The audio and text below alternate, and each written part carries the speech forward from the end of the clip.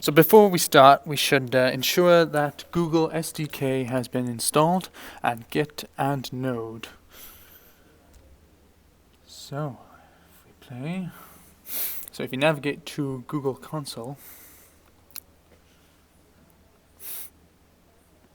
go to console.com, navigate to console and create a new project. You can name it whatever you want. For tutorial purposes, we've called it GDG Hackathon Tutorial, but it doesn't really matter. So while that's going ahead and creating our project space on the Google Cloud Platform, let's go to our terminal and make a directory called Node app. Then we're going to make sure that we're in that directory, and this folder is just going to store all our code for our web server.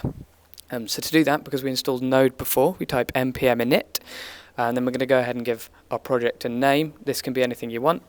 But we're going to call ours the GDG Hackathon tutorial. Give it a version. I'm happy with version 1. Enter a simple description for the file. So this is obviously our basic Node app for the GDG Hackathon. That's if anyone comes across it later on, it makes sense for them. So entry point, I'm going to change this from index.js to app.js, and this needs to point to the entry point to our Node server, which we're going to make in a second. So there we go, it's gone ahead and created the that config file for us, the package.json. So I'm going to accept all those, and then as you can see, then in our Node app file we've got package.json. So then I'm going to make the app server in an editor of your choice. I'm using Atom.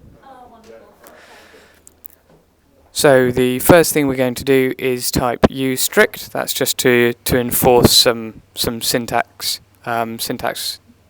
integrity, I guess, within the app, just to make our code cleaner and easier to read. So step 1 is to import Express. So Express is a module which you can include within Node, and it's going to do lots of stuff for us, and that's what we're going to use it for now.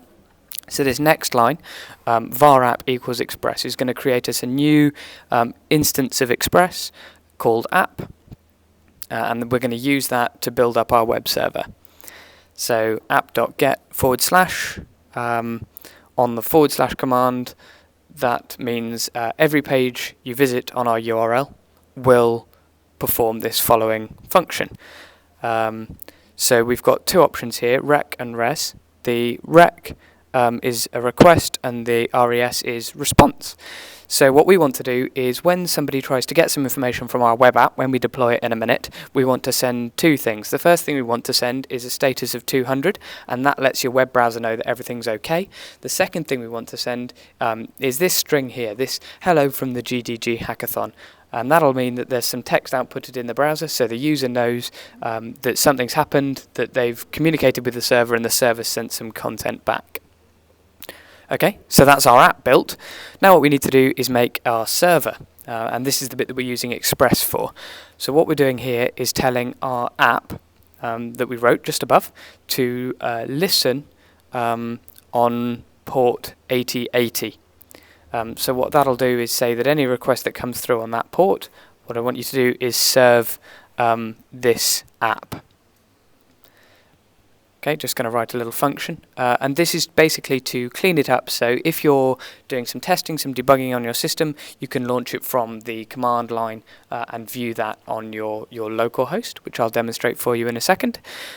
So this is just again a bit of syntactic sugar, just so when you're again debugging, revisiting this, it's all nice and clear for you.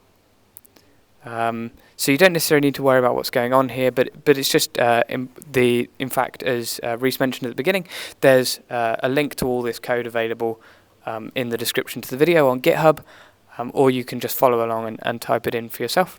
Or if you're a Node expert, you can go ahead and change some of this and modify it and make your own web app. Okay, so that's our simple web app, which I've saved.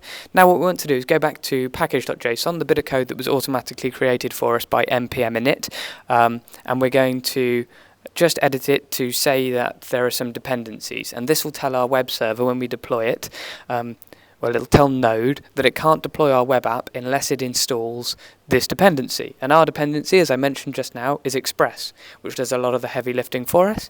And then I'm going to go ahead and specify a version which is 4 or anything greater than 4.13.3 or 4. There we go. So what that says is go ahead and get me any version of Express as long as it's greater than 4.13.4. Okay, so what I'm going to do now is install that, and that means that you can see there on the left-hand side that it's gone and created the Node modules folder.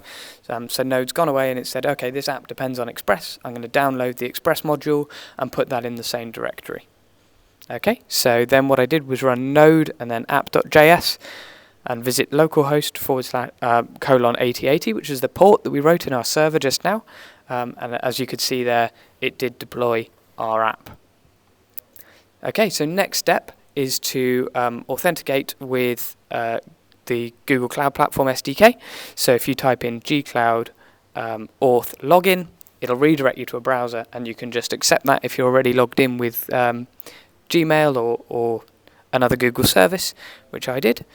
And the next step is to configure the project, which is this command gcloud config set project, and then the project name, which was of course GDG hackathon tutorial. And then as you can see there, there's the last bit, which is the project ID, which for me was 140911, which I've entered.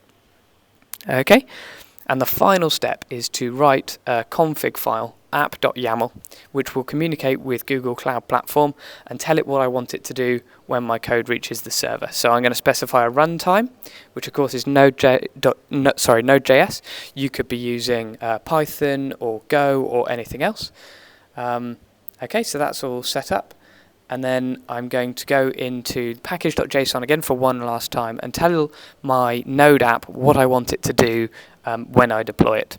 So I want the start command to be node app.js, which, as we've seen from the command line, deploys the app and makes it listen on the port 8080 or anything after a /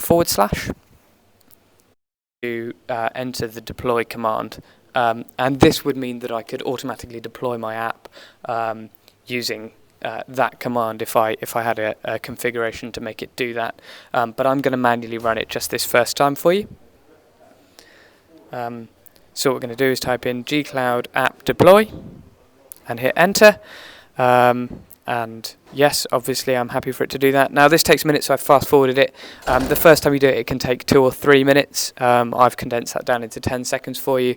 But basically what's going on behind the scenes is the Google Cloud Platform API is bundling up our code, sending it to the server, and spinning up a virtual machine for us where that code's going to run and live.